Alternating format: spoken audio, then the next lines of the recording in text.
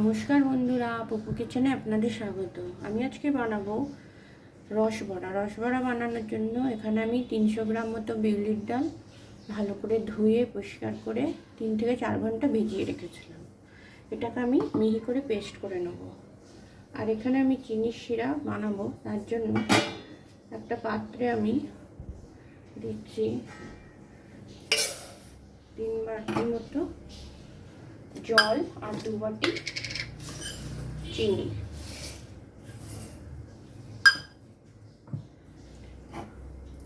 এবার আমি একটু জল দিচ্ছি,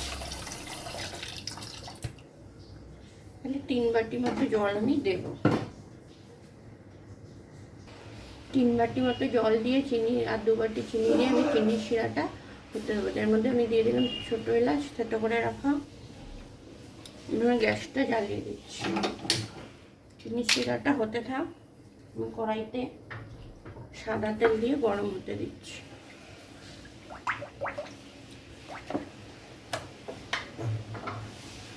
এর সঙ্গে আমি অ্যাড করবো একটু ঘি আর তেল গরম হতে থাক। এখানে আমি ডালটাকে মিহি করে পেস্ট করে নিয়েছি। এবার সামান্য নুন দিয়ে ভালো করে ফেটিয়ে নেব।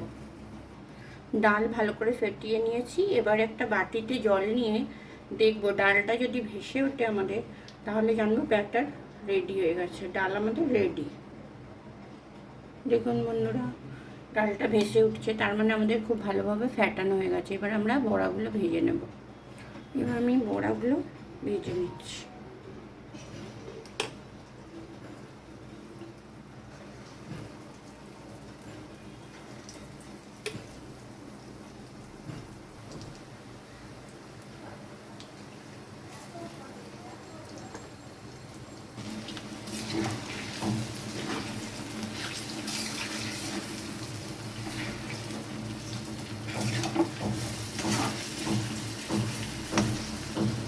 বড়াগুলো আমি লাল লাল করে ভেজে, বড়াগুলো ভাজা হয়ে গেছে, আমি তুলে নিচ্ছি।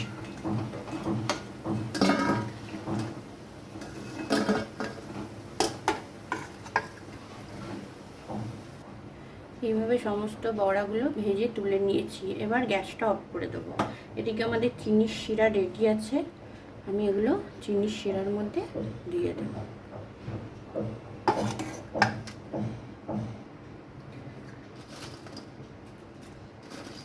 চিনির শিরার মধ্যে আমি বড়াগুলোকে দিয়ে দিচ্ছি।